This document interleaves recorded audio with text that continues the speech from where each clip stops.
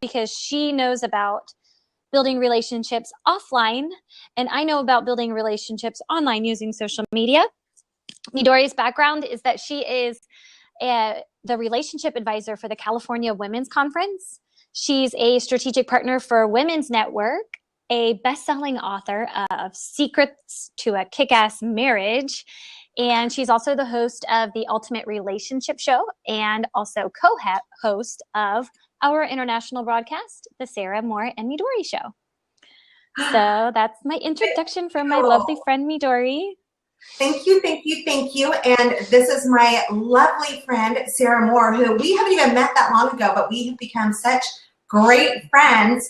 And the reason why is I have so much respect for her. She is a social media queen. She's amazing at what she does with social media. Her business is exploding, and it's so much fun to watch.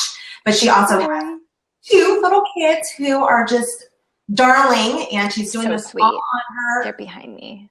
Oh, they're behind. There's a picture of them. Can you see them? They're so sweet. I can see them. Yeah, they are so cute. But yeah, and so she is just the social media maven who is kicking butt. She is writing a book, and I just have so much respect for this lovely lady who is so much fun to know and to watch her business explode. So, anyhow, so mutual. Let's get on with our show. Okay. So today we have Jess, who is with the Love app, which is the newest, hottest dating app that was just released like in the last month, which is going to be cool. And who else do we have, Miss Midori? Hayley Quinn, who is an international dating queen too. She is just phenomenal. She's all over the place. You may have seen her. She's been on a number of radio shows, a ton of TV shows. She's all over the place, but she is unbelievable. I can't wait to hear from her. I'm so excited. I think I've never interviewed her myself, but I do think she's the type that just kind of cuts to the chase. She will say things that may shock you a little bit, but that's what makes it fun to interview people like this, right? Yes, so, it does, yeah. Very excited to have her.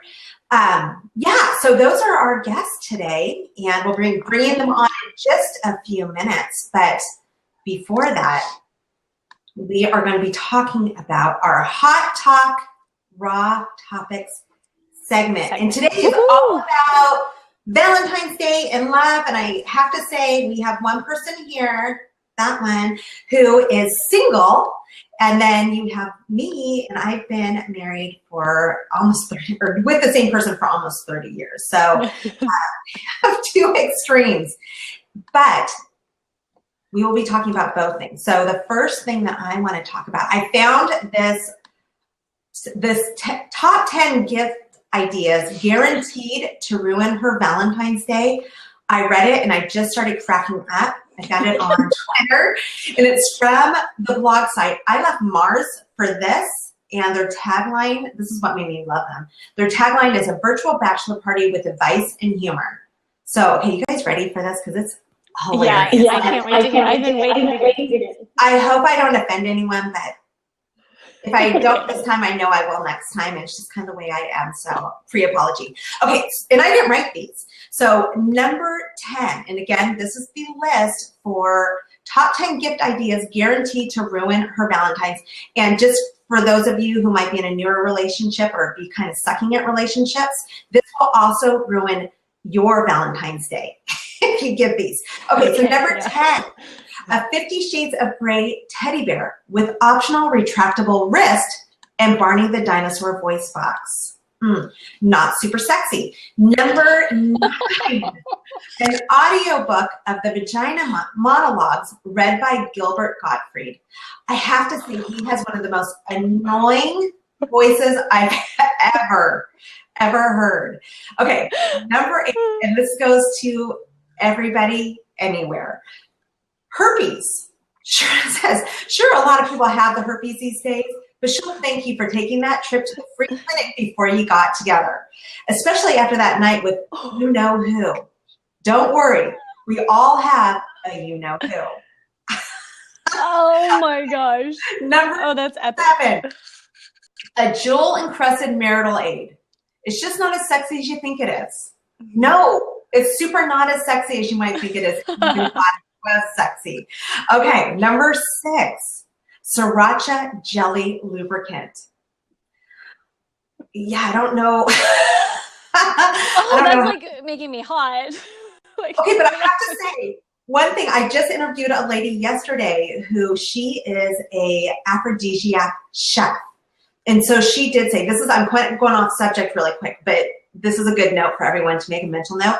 She said chili, jalapenos, garlic, and ginger. Those 4 herbs or items are great aphrodisiacs. She had just that mental note. Maybe I'll type it in for you. But yeah, but sriracha in your jelly lubricant, not a good idea. No. Okay, number 5. No. A new sexy ironing board and matching house slippers. No, that won't get you much at nighttime. Okay, number 4, a collection of your My Little Pony fan art. This is a long one. Tumblr might have the world convinced that being a brony, that must be a Little Pony character, is acceptable, but giving her a lovingly put together portfolio of your sick, twisted equestrian doodles is probably not the best way to steal her heart, unless she's the female equivalent of a brony. I don't know what a brony is. Wait, I'm not sure that exists. Okay, again, I'm reading this from someone else. I didn't write this. Okay, Gloria Steinem's guide on how to be the best housewife, or how to be a better housewife, instructional DVD. Don't get that. Number 2, Lena Dunham's Kama Sutra, an illustrated guide forward by Grace Dunham. I don't know who that is. Do you know who that is? No. Lena Dunham? Anyone know her? Okay, number 1. Oh, number 1 has been cut off. So you get 9 of the top 10, 9 of the 10 top 10 gifts. That's funny. Guaranteed to ruin her Valentine's Day. So don't get those. Okay, we won't. What do you think, though? What would be a good Valentine's gift? Oh my gosh, so many things. I think something that is well thought out, that shows that you really were thinking. It doesn't have to be something big, but if you heard your partner saying that they loved those tea bags that I was talking about, the blossom ones that we were talking about earlier. That these, you guys, I wish. Oh, I have it. Let me show it to you. Oh my gosh, you have it? I have it. This is what it looks like. Can you guys see that? You put this into a clear teapot. I have one, or into probably into a glass one, and it blossoms. It looks like a flower. It's amazing. Again, next time I'll try to remember, and I'll keep it, and I'll make it blossom for you guys. I totally want to do that. We need to do it next time. We will. Next time. And Chris Straub, I'm so sorry to hear that. It sounds like all your Valentine's Days. Big build up and then a drop down and then a disappointment. Yeah, so let's help you out. Let's give you some ideas. Okay, so let's come up with some ideas that would be good Valentine's Day gifts. Oh my gosh. I'm not the person to ask for that. I'm a really good gift giver, but I have to think. I have to research and really figure it out. Yeah, I don't do a bunch of things. Usually I get one really good gift. Yeah. That's usually how I roll. How about you? Do you buy a bunch of cool things, or for Valentine's Day, or for my husband and I, it's more about the memories and creating memories. And this is what I recommend to everybody in a relationship or with a family. Memories are what are most important. You're going to get, if you get flowers, they die. Not that you shouldn't, or if you go spend a lot of money on a certain piece of jewelry, maybe they won't like it after a few years. Right. Yeah. But the memories stick with you. And so I'm a huge proponent of creating memories. So, yes, like traveling or going somewhere or doing something, the gift of adventure. That's truly the best gift. I totally agree. Yeah. And I also say, do something that's outside of your norm. So if you're doing a date, do something that you're not used to, that pushes you outside. So if you always go to sushi, go to Indian food and make sure they have the entertainment there so it all fits in with the whole vibe. Or, you know, what about one skinny dipping? Or doing something you know, you're funny. That's totally different. Remember, I'm a relationship coach, so I think of this stuff all day long. But those are the kinds of things that are proven to help relationships last longer, because when you push yourself outside of your comfort zone, it creates, there's a chemical that's released in your brain, dopamine. Dopamine is released in your brain. So dopamine is also released when you first start dating. Usually you have it for months, but then it goes away. So by pushing yourself out of your comfort zone and doing new, exciting things, and it doesn't have to be jumping out of a plane. It could just, or going skinny dipping if that's outside of your comfort, really outside of your comfort zone.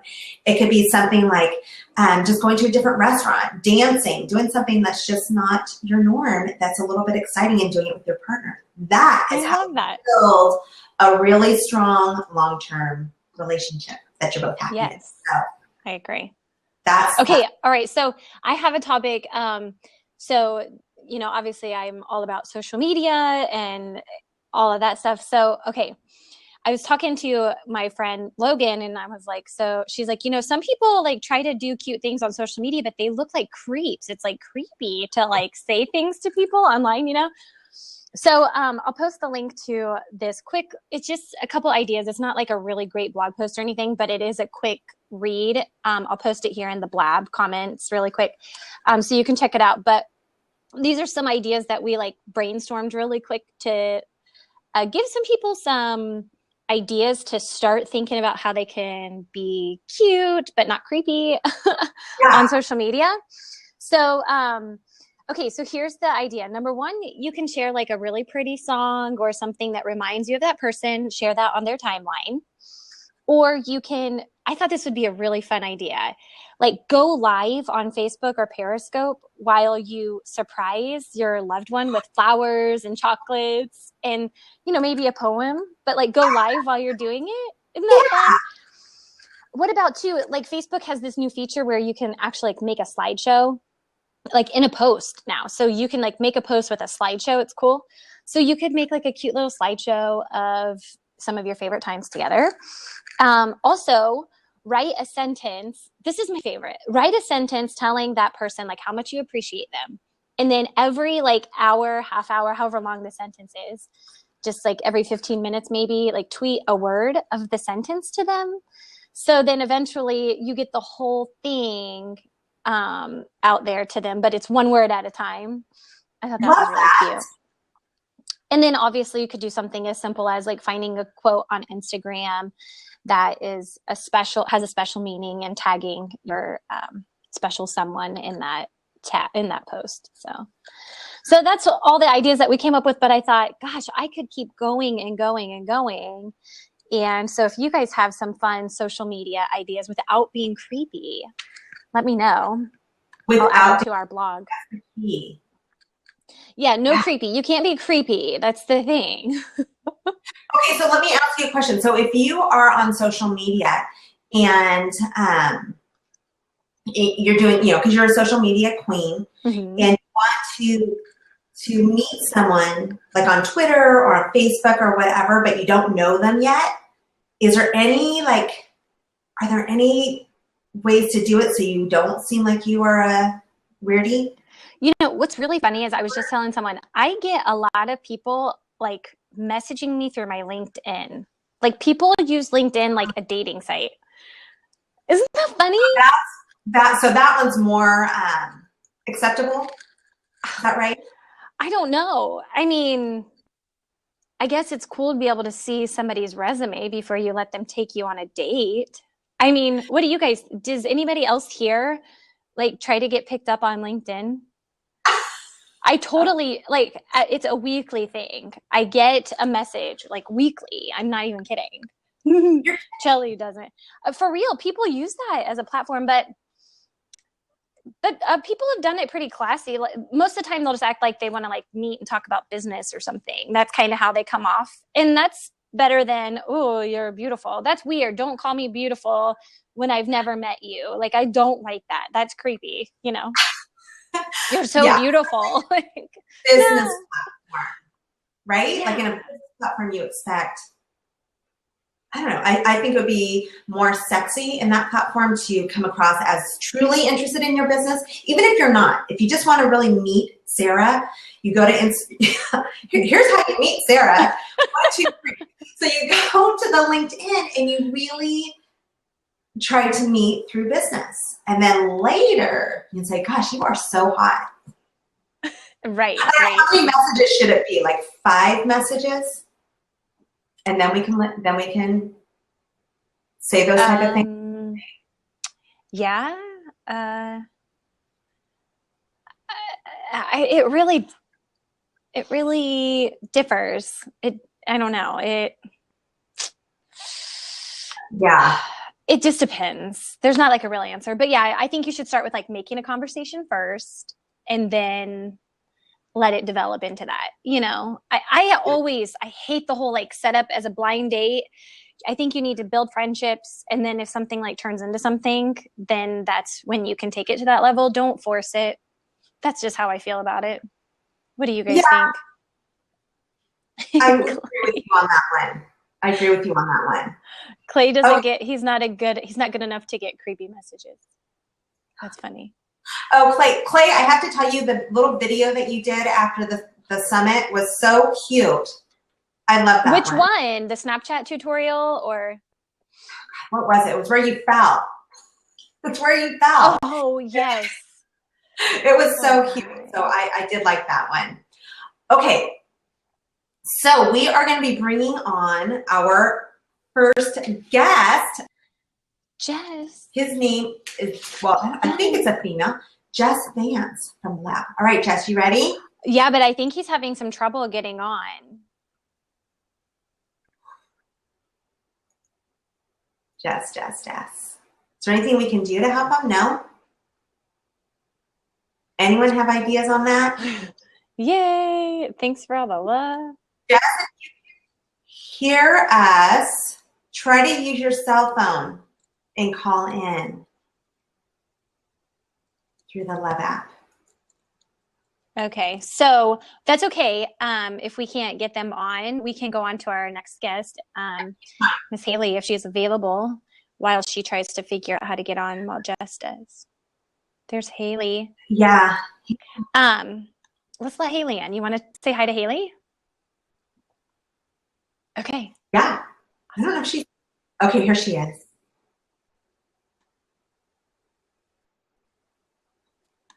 Hello.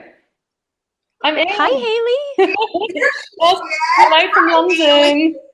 Yay. Wow, you are from all the way across the ocean. So glad you Thank you so much for having me. And you know what? I'm going to be back in LA actually and New York next month. So I'm going to contact you and we're going to have a hangout in person as well.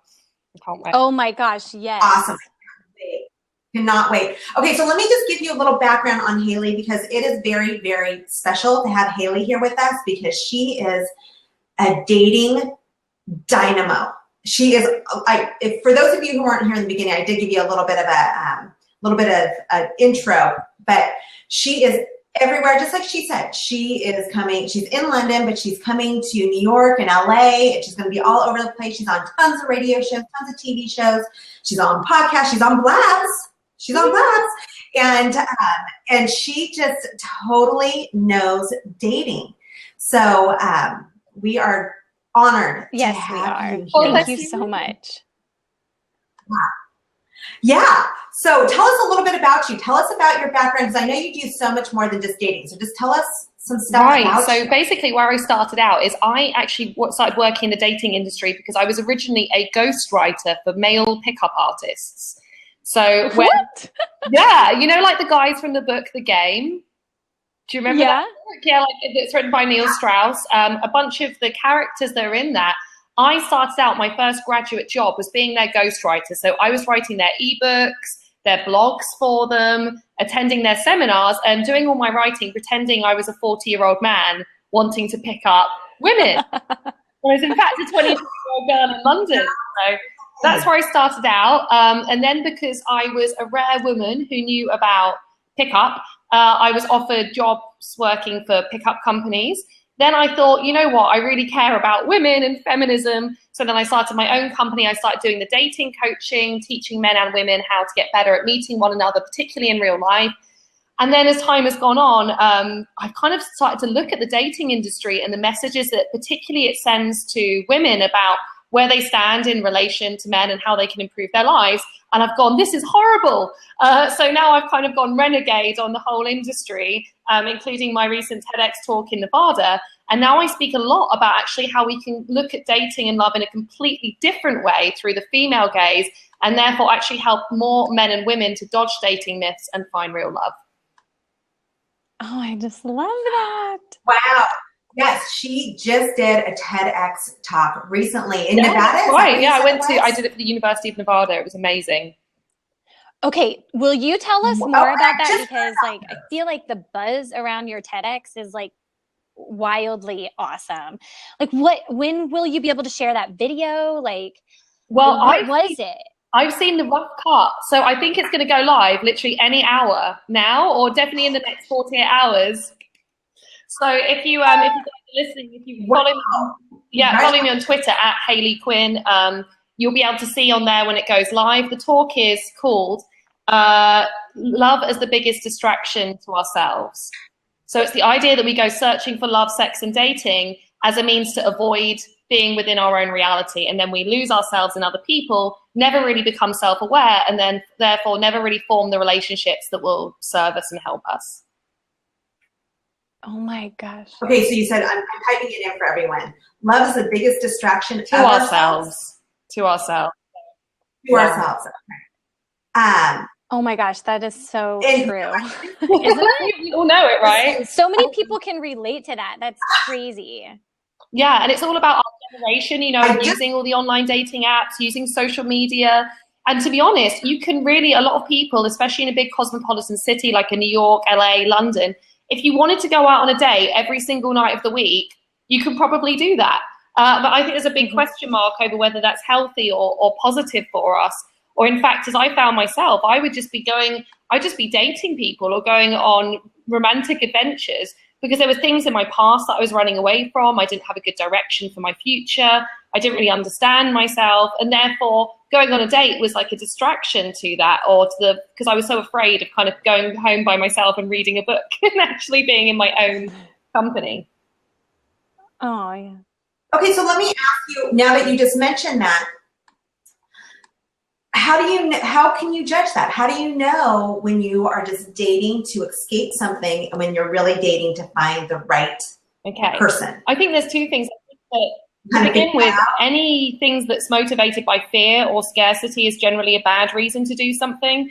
I think that a lot of the time the messages that we hear as women regarding dating and love tell us that, time is running out, or we've got to hurry up to find Mr. Right. And so people can end up treating dating like it's a Black Friday sale, and like they have to get through as many people as quickly as possible in order to find the right person.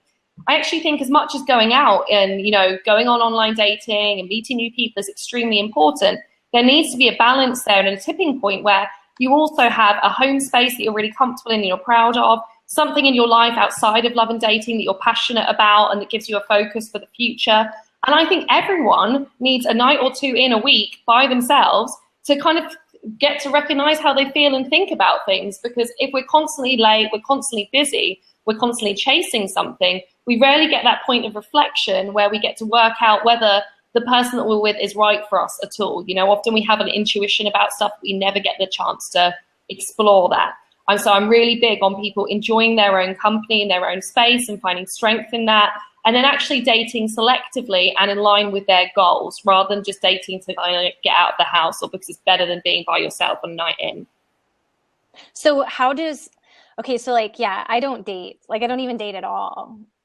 Isn't that awful? Like, I just really don't. My dating life, honestly, is so minimal. It's ridiculously minimal. And I actually think that because I have like my goals at the moment are to meet someone that's really important to me. And I think the time is my most valuable asset. And as I'm thinking, well, you know what, if I kind of build my business and if I have a better reach and I get to meet more like-minded people, that's going to be a better investment of my time than just going on to like Tinder or something and then just going on every single night of the week. So I think for guys and girls alike, actually having, no matter what your goals are with relationships and dating, having standards and actually prioritizing and valuing your time as your biggest commodity is a really smart move.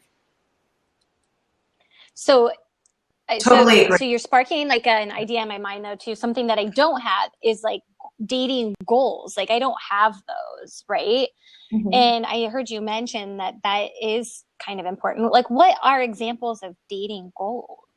So I think it's just about having, you know, some self-awareness and some self-knowledge about what kind of zone of your life you're in at the moment. I don't think there's anything wrong if you want to be free and have loads of dating experiences, or if you actually are looking for someone that's really important, you know, to be or to form a family with. All goals are fine. I think we only run into problems when we are unaware of those goals. And maybe, you know, right now, maybe you're in a space where it's just like you're just relaxed and you're going with the flow, and that's amazing as well.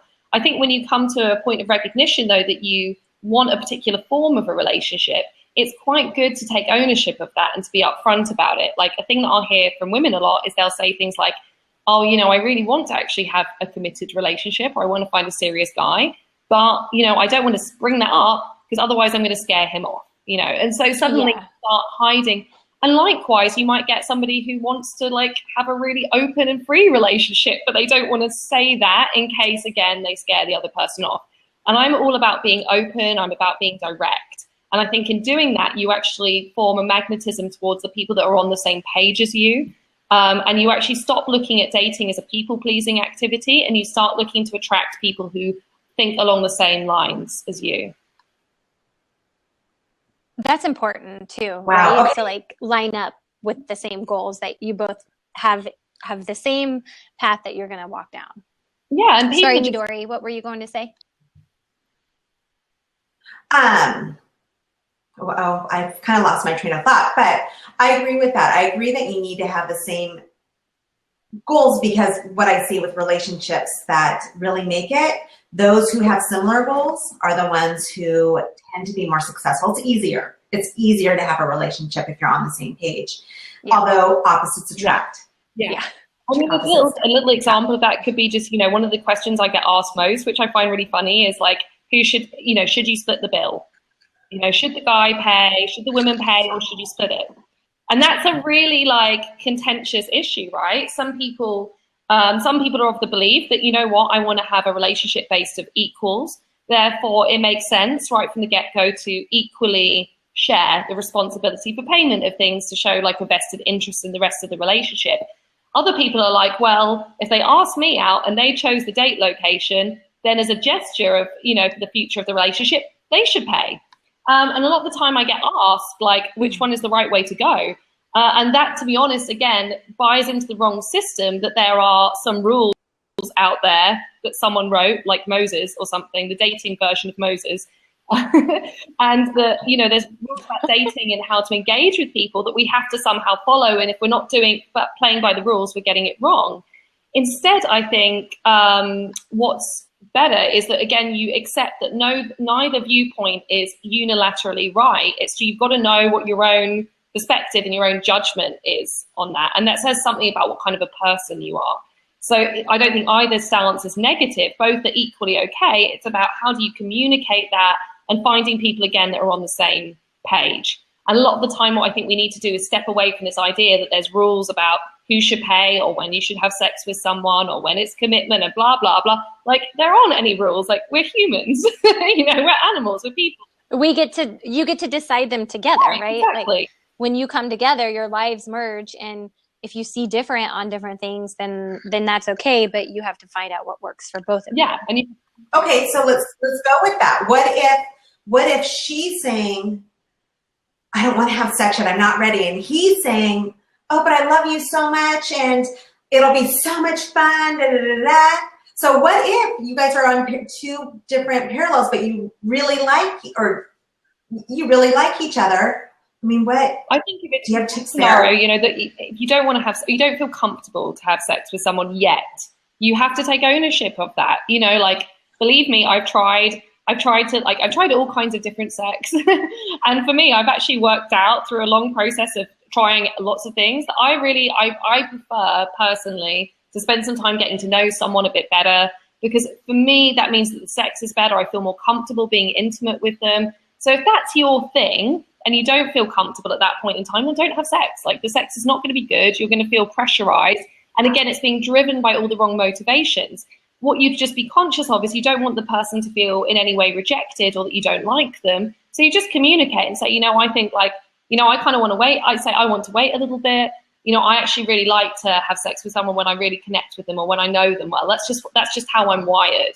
Don't apologize for it. Just state that's what you want to do, and then keep going until such a time that you feel comfortable enough to have sex with someone. I don't think anybody should be forcing anyone else into anything. And if you are both on the same page and you're communicating, there should be acceptance there. I think that people should accept, if somebody needs a few more days, weeks, months, that's fine, right? If you like the person. Yeah. Right. It's been so long for me since I've dated that I'm jealous. I don't like it. Like, when do I have sex with them? Should I go and see that guy? Yeah. It's so scary. I just wrote I'm a relationship coach for an organization in London, and so they wanted me to write a paper on a blog on dating over 40. And so I thought, okay, what would be the biggest issues? I think it'd be the issues of, okay, so what do you do down there? Has it changed down there? Are you supposed to shave? Are you supposed to do a landing pad? Are you supposed to? I would be a mess. I'd be a mess trying to think of all the things that I know. Sometimes not what you expect. Like, for me, I think it's another one of those issues that you just do what suits you and what you feel comfortable with as a woman. It's your body.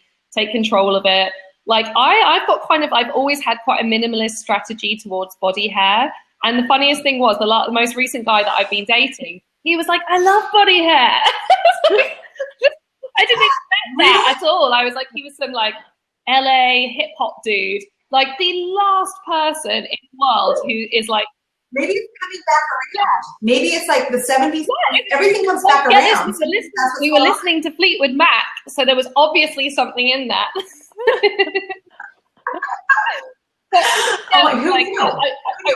When it comes to dating over 40, what I personally hear from women a lot is like, where have all the guys gone? That's the big thing that I hear about, because they feel like the dating pool has disappeared, because a lot of the time men and women over 40, because I work with both men and women, they just approach things differently. Like, a woman will have maintained a strong social circle. She'll often have hobbies and interests, to the point where her social diary is almost overfull. Like, she's got so many commitments in there because she doesn't want to maybe go home and, be by herself too much. So she keeps her diary stacked.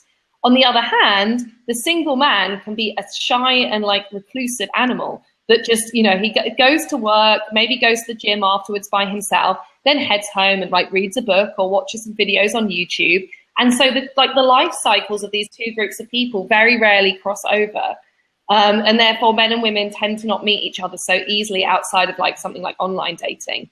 So that's what I hear a lot from women over 40. It's like literally just like, where have the men gone?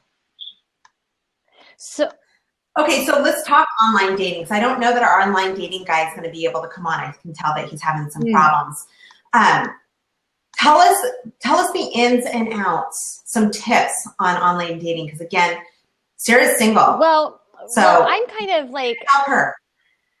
Okay, I'll be honest here. I have signed up for eHarmony, but that's all I did. I didn't pay. I just put the profile out there, and then I'm like, I don't even have time for this.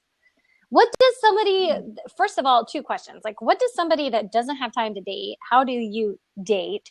And secondly, because I'm really interested in relationships on social media, how can people do a better job of building friendships that can possibly turn into relationships using social media? That's kind of where my head is. Yeah, and I like the fact that you're not necessarily identifying as single. Like, I'm like, I don't really want to define myself by my relationship to somebody else. I'd rather just like be me and see what happens. If I meet someone cool along the way, awesome. And if not, I'll write another book. What I would say when it comes to the online dating world, traditional dating sites, particularly in younger demographics, so we're thinking 20s to maybe mid, your teens, your 20s, mid 30s range, lots of people won't be using traditional dating sites because, just like you explained, they can kind of be labor intensive. So you'll see sites like eHarmony will have often the biggest drop off in terms of people signing up. And that's as more people are using online dating apps because of the speed of the utility of it, the fact that you do just have to put a few photos up and you can immediately start utilizing it. So I think, again, it's about thinking about what your target market is. And, if you're going to do the online dating thing, what site is going to be best for you to do that on? Also, in slightly, particularly skewing towards a younger demographic, meeting people online is like, on Twitter or Instagram. Like, there's loads of relationships that are now coming from social media. I find that, in Twitter, you can engage in dialogues with people that have the same interests, which can move to a direct message, which then can move to texting and phoning and voice notes. Likewise, sometimes being able to comment on people's Instagram pictures, following someone, if they follow you back, there's likes that are happening.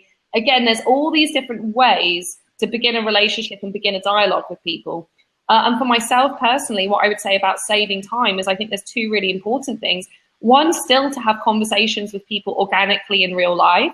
Like everybody, I actually don't do online dating. I did a social experiment on my YouTube channel about Tinder in the UK that went viral. So I'm kind of like, I can't even go on it if I wanted to. Yeah. Like my face, and ironically, the pictures I used for the social experiment were then stolen by some other people, and I've had numerous catfish profiles developed around me. So I can't do it even if I want to. So I like to meet people in real life. So I still believe in sort of beginning conversations with people and taking an opportunity to swap numbers if you meet somebody serendipitously. And I also think it's always good to think about rather than, what's this quick fix? What's the site I can use? Or what's the social media I can use to meet someone? Think about longer term lifestyle development and actually how you can get yourself moving in the right circles and participating in the right discussions and get your career and the rest of your life on the right path in order to meet the quality of person that you want to eventually meet.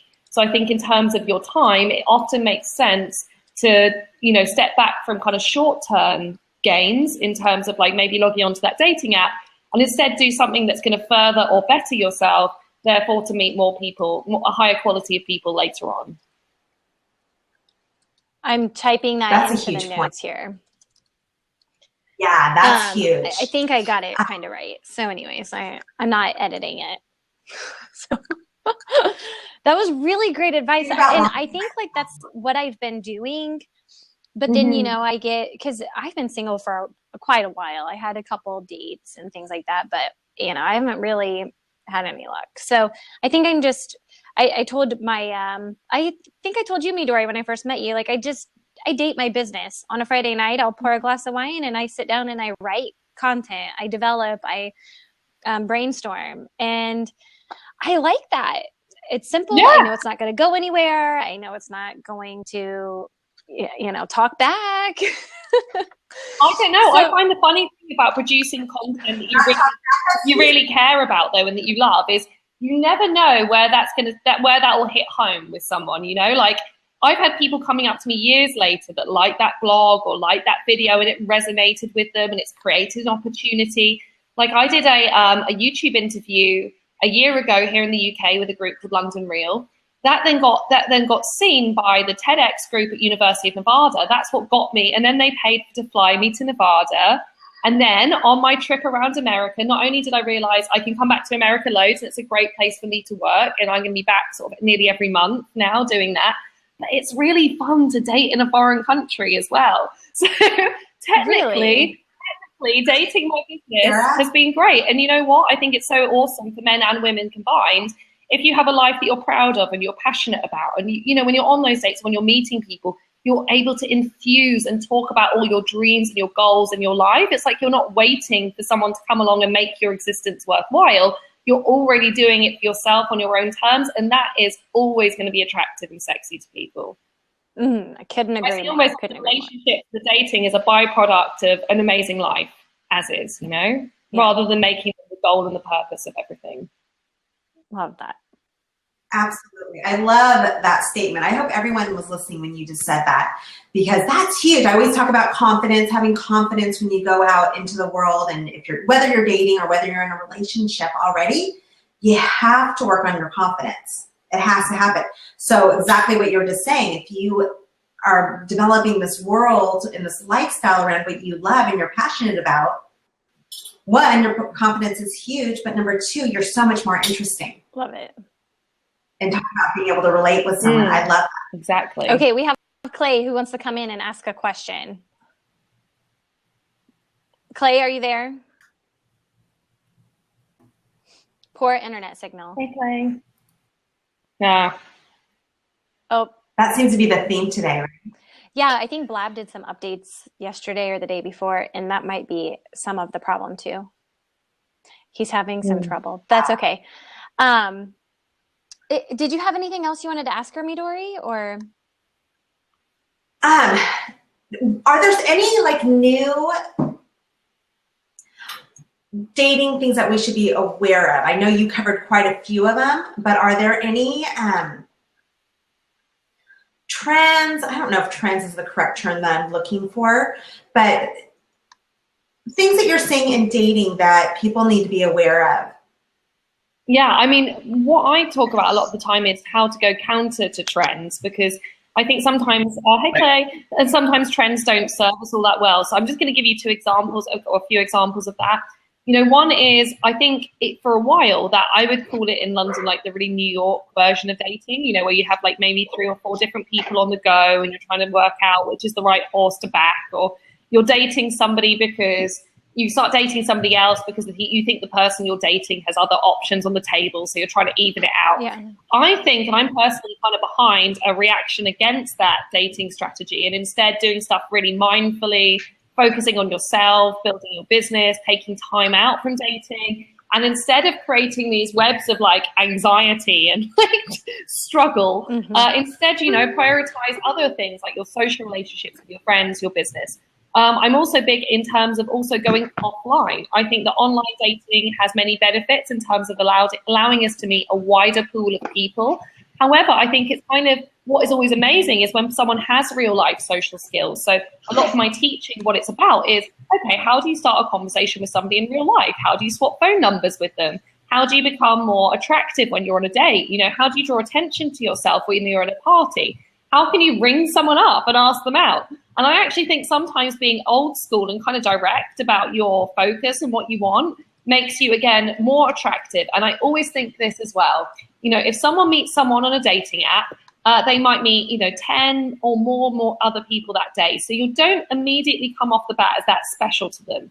If you meet someone in real life and you have a great interaction, automatically, just through the mechanism of how you meet them, you become more valuable to them because you're a rarer commodity already in their eyes. So I think dating is all about being unique. It's all about standing out. So make your online dating profile stand out in real life, be open about what you want, have passion and interests, and be distinct as a person. And if you do that, you're going to magnetize the right kind of people towards you. Yes, that's great. I love that. All right, Mr. Clay. Hey. Hey, Clay. Welcome. Thanks for having me. So I have a question. So this is from someone outside looking into a friend's relationship. How would you handle, so like my friend is dating an asshole. So and all of Don't hold back. Yeah, all of her friends realize this too. Like they all say he's an asshole. So as a friend, how do you, and I don't even, the answer may be let her figure it out for herself, but how do you handle that as a friend where your friend is dating an asshole? Yeah, I mean, we all have one of those friends, right? Where you're like, oh no, you've got back with them again. Yeah. No. And you all know it, and the writing is on the wall. But likewise, I've been in those relationships myself, you know, where I just can't possibly see the wood through the trees. People do have to come to their own conclusions about things. So sometimes if you approach a subject very directly, people become defensive and they start actually becoming more ingrained in their personal habits. So what I would do is a couple of things. You can share stories about a time when you worked through some relationship difficulty, or how awesome your life is that you're single. That often will plant seeds in people's minds that actually maybe it's time for a change. Another great piece of advice that someone gave me once, which actually stuck with me, is that when you're in a bad relationship, you're 2 moves away from a good one. Like when you're single, at least you have free mobility, your headspace is clear and you can meet people. In a bad relationship, you then have to exit that bad relationship. Then you have to emotionally recover from it. And then so it's a much longer process. And often people stay in relationships because they feel like they've already invested so much time that they don't want to kind of pull out. But in fact, the smarter investment of your time is as soon as you're getting like serious red flags, warning signs, the person is treating you worse than they would treat, a stranger that they meet in the street. It's get out and have strong boundaries.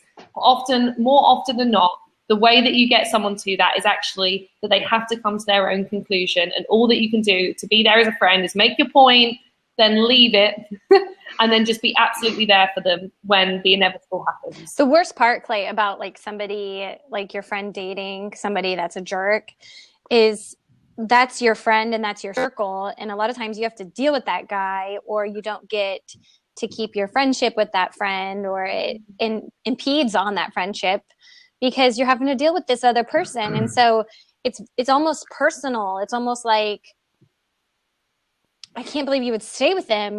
This is hurting me too, Yeah. We're all suffering together. Yeah. We're all dating him. And I also think sometimes that actually one of the best signals that you can get is when your friend so strongly disapproves that they don't actually want to, they actually make a stand against it. That's got to be a huge warning sign that this person isn't right for you. And oftentimes when the person is in a negative or toxic relationship, what happens is their supportive social relationships that would help them to make good choices become diminished. Sometimes there's elements of control. They're not seeing their friends enough, or there's so much animosity between the friends and the partner that they can't socialize and can't interact. So again, there has to be an awareness there that if your social relationships are suffering, if your business is suffering, this is not the right person for you. Right. Yeah, it's gotten to that point where it's like she used to hang out with my little group of friends, and it's gotten to that point where he is not letting her. I think it's a jealousy issue. I don't know, but it's like, really? He's not going to let you go out to dinner? I mean, come on. Yeah, I know. Yeah. Ask a question really quick. Clay, is it because she has a crush on you and he's worried about you? Oh. I don't. Or do you really have a little crush on her? It's okay. No one will hear this. We're just wondering. No, I don't. It's only recorded. No, I don't. No, I don't. Don't answer that, Clay. We don't need you to answer that. That's not the issue at all. I think it's like a classic symptom of a controlling toxic relationship, right? It's like limits social contact or damages relationships to friends and family. You know what? If they're a good person, they're right for you, they're emotionally well balanced, they will encourage and support you having an independent life outside of them, and they'll feel comfortable within that. Only when someone actually feels that insecurity and the need to control another person do they start doing really crazy stuff like stopping people from going out to dinner with other people.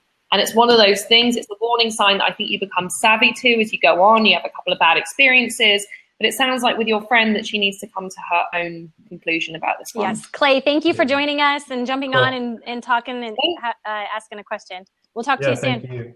Yeah, and I hope your friend figures it out. Yeah, me too. So she can come to you. Secretly. Hey, we have another question from Chris Strub. Hi, Chris. It's good to see you on the show today. And he was kind of, honestly, it was reading my mind, something I wanted to ask you, but I didn't know if we would have time. So we do have a game we want to play, but let me ask you this last question really quick. He says, how does the live streaming world change the context of the total dating pool? How can we use live streaming to help build better connections and to date? And do you have any kind of input on that, or? Yeah, I mean, what's meant to be really getting to be a really hot topic at the moment is actually on that subject of dating trends is virtual reality dating. That's becoming like a huge thing, how you can learn to develop more empathy and operate in different realities. In just a day-to-day relationship, I think the live streaming world makes relationships over longer distances somehow seem a lot more viable. It also builds stronger personal connection. I found that a lot of the time I prefer to communicate with people. If I'm not doing FaceTime video, I'll send them a video message of myself, or I might Snapchat them, or, you know, all of these different mechanisms to stay in touch build a sense of an online relationship and community, which makes it far easier to sustain things when you're not together. If we think about the times in the past where, you know, our grandparents would have been more limited to their immediate geographical area because these are the only people that they could have met. And so therefore, when you have less dating options and you have a smaller dating pool, things like you commit more easily, you're less, you know, you tend to settle down earlier on. Big dating pool, lots of choice means that people settle down later. They're not so sure about what they want. And things like all the various different kinds of infidelity. I think that's another point. Like there's so many different ways that you can kind of cheat and so many different gray areas now as well. It's not that you just would kiss someone or send a love letter. It's like, oh, have you sent a Snapchat message that's a bit rude to somebody else? You know, have you maybe sent a video message to someone? Have you been Skyping somebody in a different country? You know, there's all of these different parameters that we now have on what makes a relationship, what makes a relationship work long distance, and what makes someone unfaithful or not, that has been given to us by the world of technology. I love that. So true. So true. Yeah, I love that too. Okay. All right, Hayley. I don't know if you know about our Truth or Truth game. Did I tell you about that?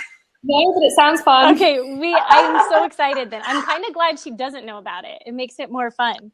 Yeah, so you haven't Sorry, seen it's that. a trick. Okay, so how it works is you're the only participant. We're going to ask you questions, and we'll also give you the answers, and you choose which one's the best answer. We'll give you choices, and you choose the best one. And there's no passes. And you ready? Ready. Okay, so the first question's an easy one. Who would you want to make out with the most? A, Colin Firth, B, David Beckham, C, Gerard Butler, or D, Ricky Gervais? Oh, that's easy. I'm going to go for A, Colin Firth, because I saw him in Pride and Prejudice, which was like a British TV show about a decade ago. And since then, when he took off his breeches as Mr. Darcy and jumped in the lake, I'm like, he had me then. This is on the record. Yeah. It's fine for it to have everything on the record. I don't mind. That's quite tame. That's quite tame. Yeah, I've heard about some of the other ones. Okay, so the next question. What's the most attractive quality in a man? A, integrity, B, humor, C, big pec muscles, or D, a fat wallet? For me, it has to be A again, integrity. I'm really I think I like people that really know themselves and have a strong sense of personal identity and have a moral code. And, that doesn't mean that you have to be traditionally moralistic in terms of having a particular faith that you abide to, but just someone who, they know what they want. They do as they say. They have strength to stand by their convictions. They say the truth. I think all of those qualities rock my world. I am so with you on that. Integrity and humor. They have to have both of those. Yeah. For me. Okay. And since you are I should ask you the best pickup lines, but I'm going to ask you this question instead. What pickup line would work best on you? A, can I follow you home because my parents always told me to follow my dreams? B, can I take your picture to prove to all my friends that angels do exist? And C, I seem to have lost my phone number. Can I have yours? You know what? I would say the limitations with them all is, I don't teach people pickup lines because I think it's better to be authentic and in the spur of the moment. For me, I laughed at A because I think, okay, it could come across as a bit stalkerish, like I follow you home. You don't worry if you follow people home. That will make them freak out. However, I think doing something that's playful and humorous, if you can deliver a line in a way that is so over the top that a person knows it, there's no way it can be true. I think a cheesy chat-up line could potentially be okay. Okay. I think, yeah, just like you said, I think it's good icebreaker. Say line one. Okay, line one. That's the answer. Okay, the best invention. A, Viagra. B, Spanx. C, lip gloss. D, caller ID. Caller ID, number D, caller ID, definitely. You have no idea how many people have got funky names in my phone book. Like, do not pick up. Or I just use sometimes a skull and cross symbols, loads, you know, or like people go, no. Don't even need a name. Yeah, or I sometimes my ex-boyfriend is in my phone is in capital letters, no times 1 billion, you know, with a skull. I have to do that too. If there's like somebody that I like won't remember, like I will change the name to like don't answer, like the name, but under don't answer is the last name. So I know like that's not somebody I want to answer. Yeah. Answer. Okay. Guys, are you guys listening? Because this one's important. Okay. What is the biggest turnoff in a man? A, gloating. B, bad breath. C, a wife. D, a small apparatus. C, a wife. Like, pick something that's emotionally available to you, you know? Like, I can understand that sometimes having, you know, a relationship with someone else who already has a significant relationship can be a way to stop yourself from getting too heavily involved and to protect yourself from intimacy. But I think in an ideal and healthy world, you know what, respect other people's intimate relationships, just stay out, and just for yourself, just stay out of the mess. Yeah. Basically, you know, people that are fully emotionally available to you. Yeah, and chances are if you're stepping into that, you're going to end up in a huge mess. So exactly. I agree. So you did really well. You won. So we've been giving away Midori's horse. She has a horse we're giving away, I suppose. It's not my horse. It's the neighbor's horse. We're giving away her neighbor's horse. Just kidding. It'll be in the mail. Look for it. Hey, I was like, let's pick it up in LA. I'll write it to you. Hayley, this has been so much fun. Thank you for coming on and hanging out with us. Let's do it again sometime. Oh my gosh, we've learned so much from you. Wow, yeah. Could you tell our guests and people that will be watching this replay, tell them where they can connect with you and kind of what you're working on so that they are more aware of what you have coming through the pipeline? Absolutely. So I've got a few things. First of all, if you like listening to shows like this, I have 2 of my own podcasts. They're called Attraction HQ and Love HQ, and they're available on iTunes.